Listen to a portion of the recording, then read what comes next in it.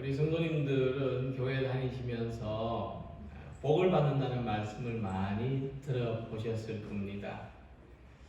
우리들의 생각에서 복을 받는다는 것은 부자가 된다, 또 명예와 지위를 얻는다, 또 병이 낫고 건강하게 된다, 또 우리 자신과 가족들이 하는 모든 일들이 잘 된다는 의미를 가집니다.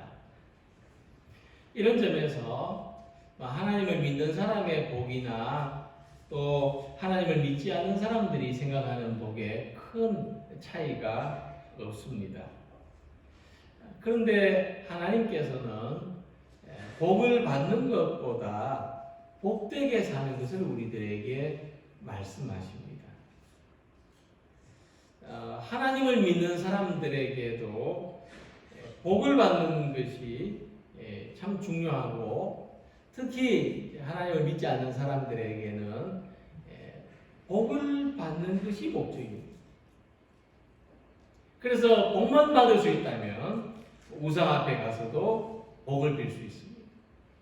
그러나 하나님을 믿는 사람들에게는 복을 받는 것도 중요하지만 복되게 사는 것이 더 중요하기 때문에 우상 앞에 가서 복을 빌거나 다른 사람을 속이거나 피해주거나 하는 그런 어리석은 일을 하지 않게 된다고 하는 것입니다.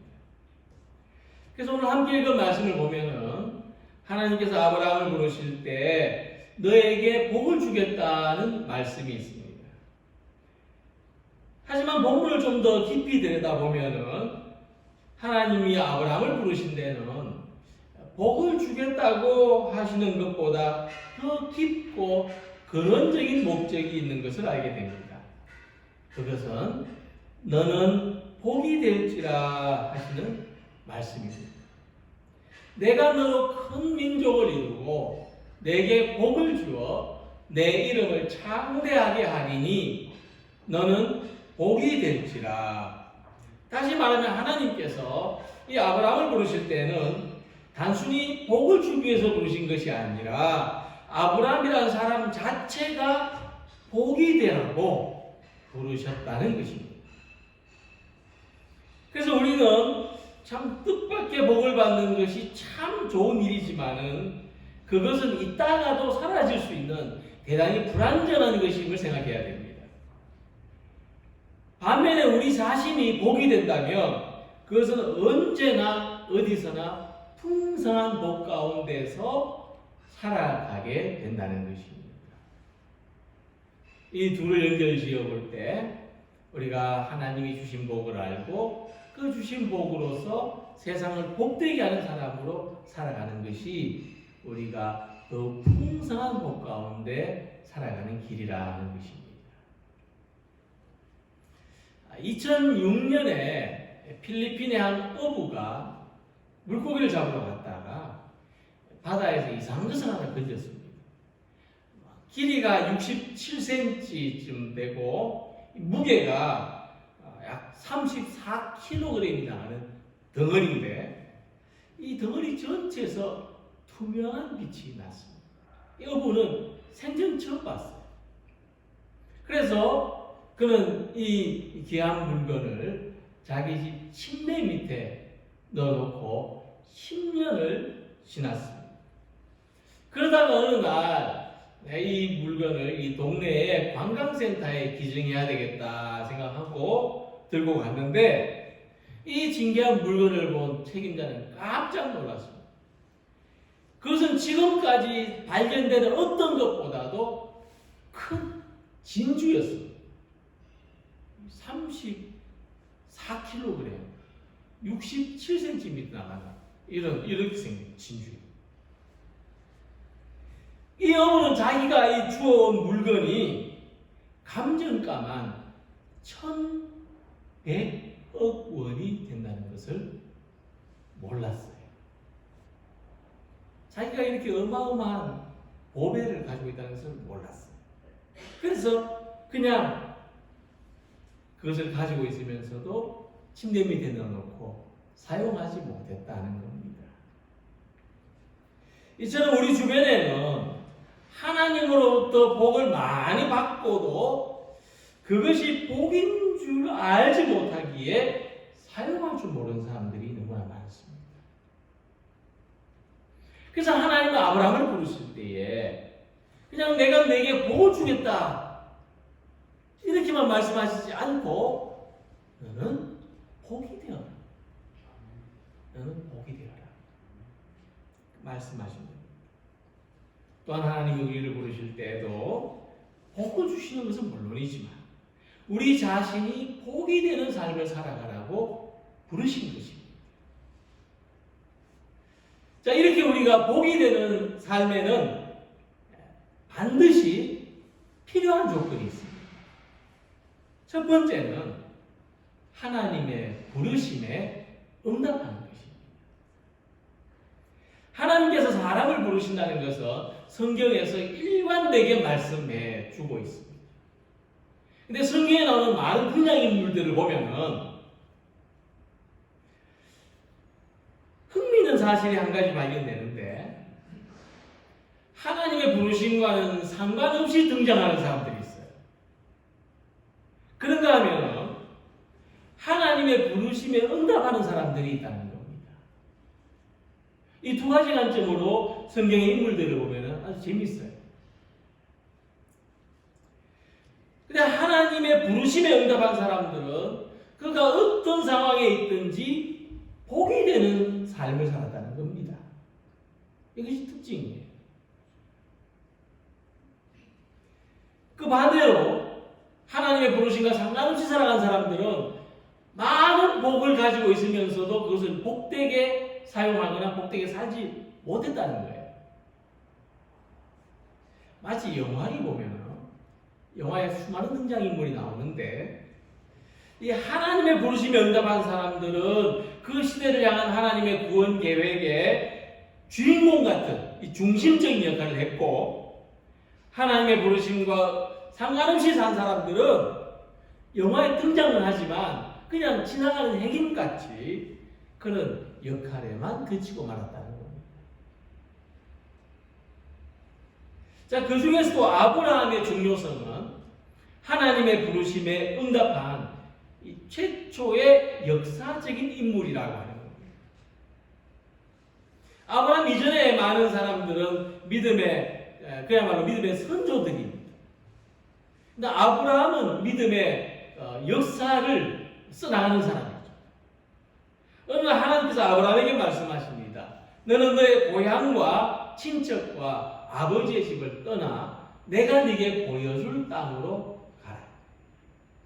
자, 이 말씀을 보면 아브라함을 향한 하나님의 부르심은 아주 특별했다고 생각할 수 있습니다. 하나님께서 어느 날 아브라함을 찾아오셔서 말씀하셨다는 것으로 보이기 때문이죠. 근데 정말 이 아브라함의 부르심이 특별했나? 아브라함이 그 부르심에 응답할 수밖에 없을 만큼 특별했나? 우리가 하나님의 부르심에 응답하고 응답하지 않고는 전적으로 하나님이 특별하게 부르셨느냐? 그냥 보편적으로 부르셨느냐? 그 차이인가? 이 생각해 보면 아브라함 그렇지 않다는 겁니다. 성경 전체에서 하나님이 이 사람들을 부르시는 모습들을 보면은 아브라함의 부르심은 아주 평범한 사건이었습니다. 비교를 해보면은 하나님은 아브라함을 부르실 때에 야곱을 부르실 때처럼 어떤 꿈으로 나타나서 부르신 것이 아닙니다. 환상을 보여준 것이 아니죠. 모세를 부르실 때처럼 꺼지지 않는 불꽃, 기이한 현상 가운데 부르신 것이 아니고 이사야를 부르실 때처럼 성전의 영광이 가득한 가운데서 음성으로 부르신 것도 아니고 바울을 부르실 때처럼 엄청나게 밝은 빛을 비추어서 부르신 것도 아니었습니다. 아브라함은 어느 날 하나님의 말씀을 들었고 자신을 부르시는 그 말씀에 응답했다는 사실입니다. 자, 그런데 하나님께서 아브라함을 부르실 때 그 음성을 우리 어떻게 생각합니까? 우리는 그 음성을 사람이 귀로 들을 수 있는 음성으로 생각하지만 그렇지 않습니다. 4절에 보면은 아브라함이 여호와의 말씀을 따라갔다 그랬습니다. 자, 우리들에게 이 말씀을 따라갔다는 것이 어떤 의미입니까? 듣는 소리를 듣고 음성 안내를 듣고 따라갔다가 아니라는 겁니다. 음성 안내가 아니고 말씀을 듣고 따라가는 거죠. 자, 아브라함이 들은 것은 음성이라기보다는 말씀이었습니다. 그래서 우리도 하나님이 귀로 듣는 음성으로 부르신다고 생각하면 그 어느 누구도 하나님의 부르심을 듣기는 대단히 어려울 것입니다. 그냥 어떤 사람들이 TV에 나와서 어떤 간증하는 것처럼 하나님이 그날 나를 막 이렇게 큰 소리로 부르셨어요 하는 이런 부르심이라야만 하나님의 부르심이라고 생각하기가 쉽다는 겁니다. 그래서 아브라함이 하나님의 말씀을 듣고 그 말씀을 따라갔다는 것이 대단히 중요합니다. 아브라함이 말씀을 따라갔다는 것은 우리들이 설교를 듣거나 성경을 읽을 때 그 말씀을 하나님의 음성으로 받아들이는 것과 동일하기 때문입니다. 그런데 이 말씀이 마치 귀로 듣는 것처럼 아브라함에게 임했다는 것이 중요하고 우리 또한 이 아브라함의 부르심에 대한 응답을 그렇게 이해하는 것이 중요합니다. 하나님의 말씀을 들었는데 귀로 듣는 것처럼 듣고 따라갔다는 겁니다. 우리에게 이런 경험이 있습니다. 하나님의 음성을 직접 듣는 것처럼 거역할 수 없는 하나님의 말씀 앞에 우리가 응답하는 것입니다. 그 말씀에 아니오라고 할 수 없는 절대적인 하나님의 말씀을 듣는 것입니다. 또 그 말씀에 응답하는 것입니다. 그래서 하나님은 우리를 어떻게 부르시는가 하면 우리들이 하나님의 거역할 수 없는 말씀을 듣게 하시고 그 말씀 앞에 우리를 세우신다는 거예요.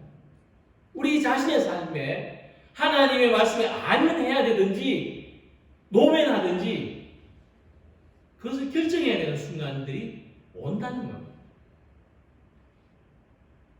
복이 되는 것은 복이 되는 삶은 우리 영혼이 하나님 말씀 앞에 서는 것이고 그 말씀에 아멘하는 것입니다.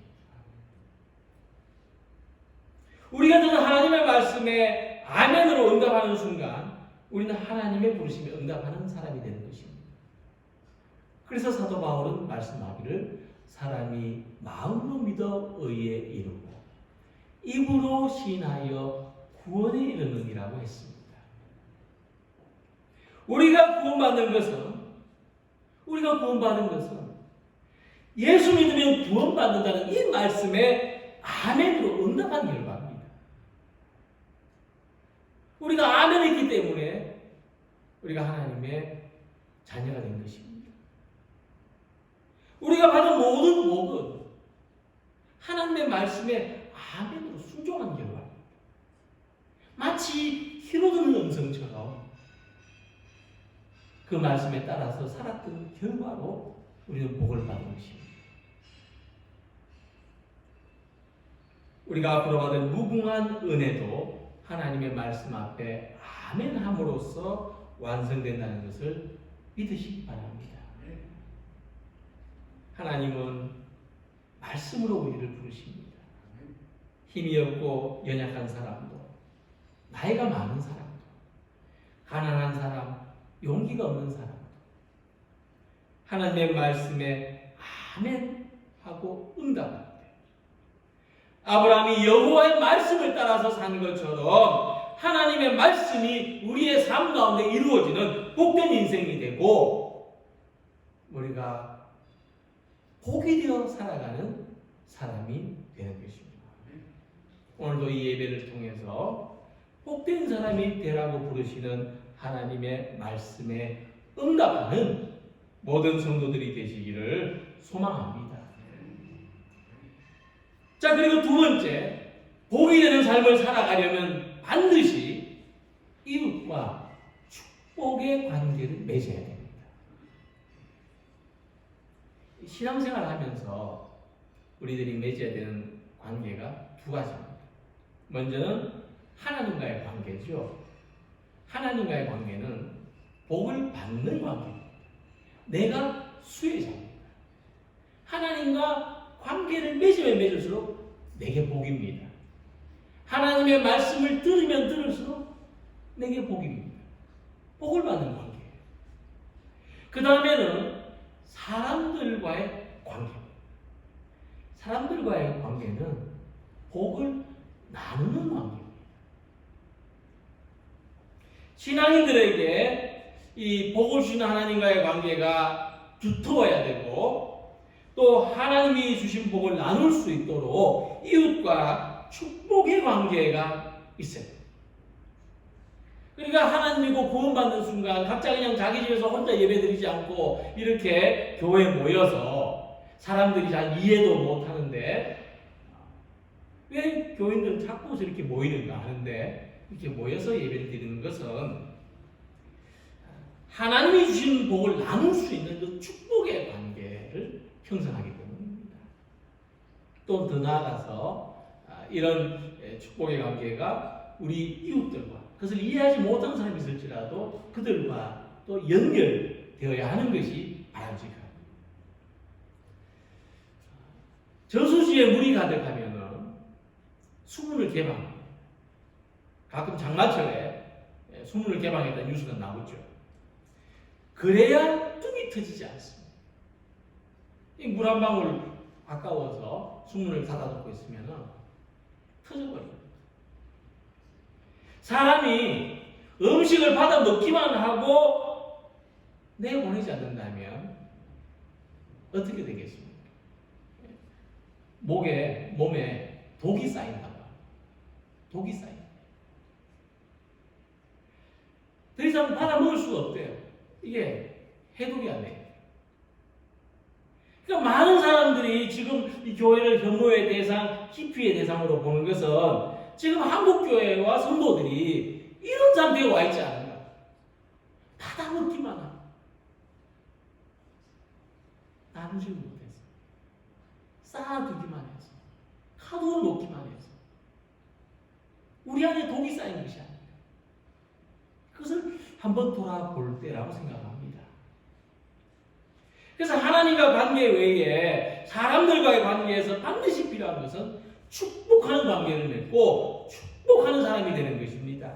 사랑하는 성도 여러분들은 어디를 가든지 누구를 만나든지 축복하는 관계, 축복하는 사람이 되시기를 바랍니다. 자, 이런 관계 속에 살아갈 때 우리는 반드시 복이 되어서 살아갈 수밖에 없습니다. 근데 축복해야 될 관계를 맺어야 되는데 복을 받으려는 관계를 맺을 때 문제가 생깁니다.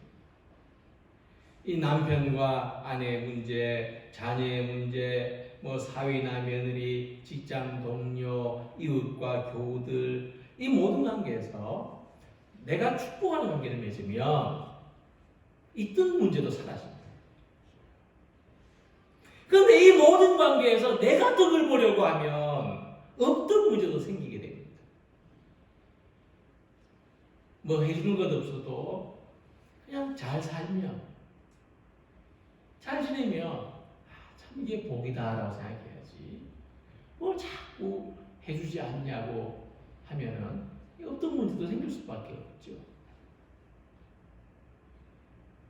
그래서 복을 받는 사람이 되기 위해서는 하나님과 깊은 영적인 관계가 필요하지만 복이 되는 사람으로 살기 위해서는 나 외에 다른 사람들에게 축복하는 관계를 맺어야 됩니다. 함께 읽은 말씀을 보면은 하나님께서 아브라함을 부르십니다. 이 특별한 부르심의 의미는 하나님께서 아브라함에게 복을 주십니다. 내가 너로 큰 민족을 이루고 복을 주어 내 이름을 크게 떨치도록 하겠다. 그리고 하나님께서 아브라함에게 복을 주시는 목적이 그 다음 말씀입니다. 너는 모든 사람들에게 복을 전해주는 사람이 될 것이다. 너는 복이 되어라. 내가 너로 큰 민족을 이루고 내게 복을 주어 내 이름을 창대하게 하리니 너는 복이 될지다.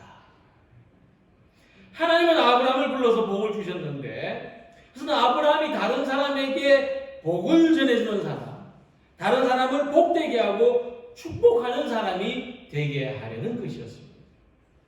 가장 대표적으로 아브라함을 따라간 일행 가운데는 조카 롯이 있었습니다. 이 롯이 아브라함으로 말미암아 복을 받았습니다. 아브라함은 하나님의 말씀을 따라갔고 롯은 그냥 아브라함을 따라갔어요. 그런데도 롯이 복을 받지 않습니까? 소돔과 고모라 땅에서도 구원받지 않습니까? 특히 아브라함과 롯이 나중에 함께 살 수 없을 때, 그만큼 그들이 재산이 많아졌을 때 이들은 서로 떨어지기로 했습니다. 근데 아브라함이 어떤 선택을 합니까? 아브라함은 자기가 주도해서 여기까지 왔으니까, 자기 덕분에 롯이 잘 됐으니까 내가 여기 좋은 땅을 차지하고 너는 이 땅 말고 다른 데 어디 가서 네 마음에 드는 대로 가거라, 그렇게 하지 않았습니다. 오히려 먼저 롯에게 선택권을 주었습니다. 내 앞에 온 땅이 있지 않냐? 내 앞에 보이는 이 모든 땅 가운데 나를 떠나가되 내가 왼쪽을 선택하면 나는 오른쪽으로 갈 것이고 네가 오른쪽을 선택하면 나는 왼쪽으로 갈 것이다. 이렇게 하기가 쉽지 않습니다. 근데 아브라함은 어떤 상황에서도 축복된 사람으로 살고자 했어요. 하나님의 부르심에 응답했기 때문에 복이 되고자 했어요. 아브라함이 롯에게 보여준 모습은 축복의 주도권을 가지는 것이었습니다. 복을 빌어주는 사람이 되는 것입니다. 저는 이렇게 믿습니다. 하나님을 믿는 사람들에게는 관계 주도권이 있습니다. 우리가 어린아이든지 청년이든지 어른이든지 내가 하나님 믿는 사람이라면 이 관계의 주도권이 내게 있구나, 하나님께서 내게 주셨구나. 근데 그 주도권이 뭡니까? 우리가 이 관계를 이렇게 내가 오라면 사람들이 막 따라오고 내가 가라면 사람들이 막 가고 이런 어떤 물리적인 관계가 아니라 축복하는 주도권이 내게 있다는, 축복하는 주도권. 내가 누구든지 복을 빌어줄 수 있다는 겁니다. 내가 그 주도권, 그 권세를 하나님으로부터 받았다는 것입니다. 우리가 사장이 아니라 고용인이라 할지라도, 우리가 다스림 위치가 아니고 다스림 받는 위치라 할지라도, 주인이 아니라 세를 하는 사람이라 할지라도 이 축복의 주도권, 관계의 주도권이 내게, 하나님을 믿는 사람에게 있습니다. 하나님께서 우리에게 복이 되라고 하신 말씀, 그런 뜻입니다. 어떤 사람들과 어떤 관계 속에 있든지 내가 복을 빌어준 사람, 내가 축복의 주도권을 가진 사람으로 살아가는 우리 모든 성도들이 되시기를 바랍니다. 그리고 세 번째, 나에게서부터 복이 시작되게 해야 됩니다. 사람들이 이렇게 말하죠. 가는 말이 고와야 오는 말이 곱다. Give and take. 주고 받는다. 옳은 말이죠. 세상이 이렇게만 되어도 좀 평화로울 것입니다. 그래서 우리가 이런 기대가 있어요. 내가 다른 사람을 잘되게 해주면 그 사람도 나한테 잘되게 할 것이고, 내게 고맙다고 인사할 것이고, 내가 다른 사람에게 복을 빌면 그도 내게 복을 빌어줄 것이다. 근데 우리가 살아보면 어떻습니까? 나는 선한 마음을 해줬는데 상대방이 그것을 몰라줄 때가 많죠. 그럼 서운함, 더 심해지면 미워지고. 근데 하나님께서 아브라함에게 복이 되라고 하신 것은 어떤 처세술을 가르치신 것이 아닙니다. 땅의 모든 족속이 너로 말미암아 복을 얻을 것이다 말씀하신 것처럼, 하나님은 아브라함을 통해서 이 세상에 복을 주겠다는 그런 계획을 가지셨던 것이죠. 하나님은 우리를 통해서도 이 세상에 복을 전해주겠다는 계획을 가지고 계십니다. 너를 축복하는 자에게는 내가 복을 내리고 너를 저주하는 자에게는 내가 저주하리. 땅의 모든 족속이 너로 말미암아 복을 얻을 것이다. 그 말씀을 하신 것이죠. 우리에게 이 재고가 없을 만큼 우리는 복을 나눠줘요. 내게 쌓여서 썩어나가는 것이 없을 만큼 우리는 다른 사람을 축복해야 돼요. 예수님이 말씀하신 선한 사마리아인의 비유를 보면은 이 뜻을 알 수가 있습니다. 어떤 사마리아 사람이 강도 만난 유대인을 도와줬습니다. 제사장도 그냥 지나가고 레위 사람도 그냥 지나갔습니다. 이 강도 만난 사람을 보고 그냥 지나간 사람은 아무 손해를 보지 않았습니다. 가지고 가던 것 그대로 가지고 갔습니다. 근데 강도 만난 사람을 도와준 사마리아 사람은 자기가 예을 위해서 가지고 있던 기름을 사용했습니다. 포도주를 사용했습니다. 자기는 걸어가고 자기 짐승에 태워줬습니다. 주막에 데려가서 시간을 내고 하룻밤을 보살펴줬습니다. 떠날 때 주인에게 완전히 낫도록 보살펴달라고 돈을 주고 갔어요. 그리고 혹시 비용이 더 들면은 내가 나중에 돌아와서 갚아주겠다고 했습니다. 근데 이 사마리아 사람은 강도 맞는 사람한테 자기의 어떤 시간, 노력, 어떤 비용의 대가를 되돌려받을 생각이 없었어요. 뭐 다 나오면은 이렇게 보내달라고 해서 어떤 목록을 쓰고 계좌번호를 준 것이 아니에요. 나중에 고맙다고 인사라도 하라고 전화번호를 남기고 간 것도 아니에요. 사마리아 사람은 강도받은 사람을 봐서 손해만 봤어요. 하나도 득본 게 없어요. 근데 예수님은 이 사마리아 사람을 뭐라고 하셨냐면은 이웃이라고 했어요. 강도받는 자의 이웃이 누구냐? 이 사마리아 사람이라고 했어요. 그 강도 만난 사람을 도와주느라고 손해를 보는 사람이 이웃이에요. 예수님이 말씀하신 이웃은 복을 베푸는 사람입니다. 우리에게 이 관계 설정이 분명해야 될 줄로 믿습니다. 내게 복을 주시는 분은 하나님이십니다. 우리의 가족들, 우리의 자녀들, 우리의 모든 삶들이 잘 되게 해주시는 분도 하나님이십니다. 하나님과의 관계가 두터워야 우리의 삶에 많은 복들이 있다는 것을 발견하게 되고 그것을 꺼내서 사용할 수 있게 됩니다. 그럼 우리 이웃은 누굽니까? 나와 같이 사는 사람은 내가 복을 베풀어야 되는 사람들이에요. 근데 이 관계가 잘못되어서 내가 복을 베풀어야 되는 사람한테 복을 받으려고 하면 우리는 결단코 복이 될 수 없습니다. 복이 되어 살 수가 없습니다. 이처럼 하나님은 우리들에게 이미 주신 복으로 이 시대의 교회와 그리스도인들을 통해서 세상에 복을 주려고 하시는 것입니다. 강도만한 이웃을 위해서 손해를 보는 교회가 되고 손해를 보는 그리스도인이 되라는 것입니다.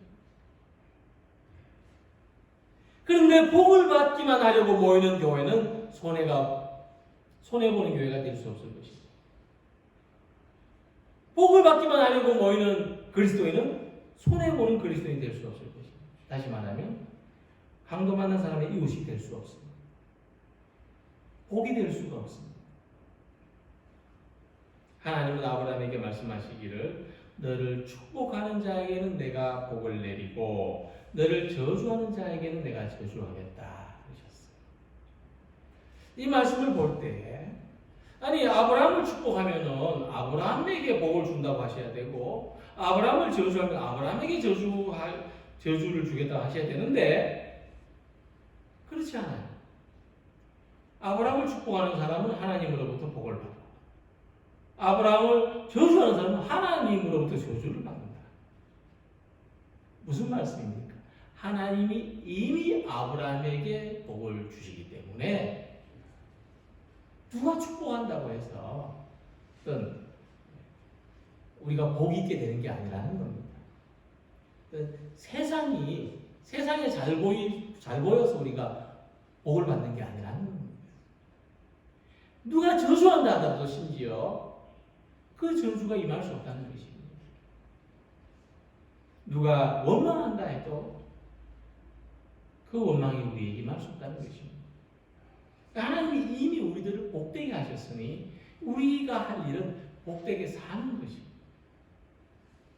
물질로, 시간으로, 수고로 손해보는 일을 만나더라도 그것이 우리에게 손해가 되지 않는다는 것입니다. 세상에 복이 되려고 오히려 자비와 사랑을 베풀기 위해서 손해를 보는 것으로 우리는 축복의 사람이 되고 복이 되는 것입니다. 오늘 우리 살다가 손해보는 일을 만났다.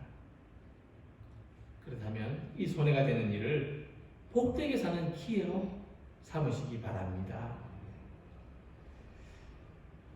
가정에서, 교회에서, 세상에서 내가 복의 사람이라는 이 영적인 자존감과 확신을 가지고 살아가시기 바랍니다. 내가 있는 곳에 하나님이 복을 주시고 내가 있는 곳에 하나님의 복이 임한다는 것을 믿으시기 바랍니다. 축복하는 사람으로, 축복하는 교회로 이름이 떨쳐지기를 바랍니다. 하나님의 은혜가 풍성하여서 이 감당할 수 없는 은혜를 우리 이웃과 우리 주변에 있는 사람들에게 나누어 줍니다. 세상을 하나님의 은혜로 풍성하게 하는 우리 모두가 다 되시기를 주님 이름으로 축복합니다. 기도드리겠습니다.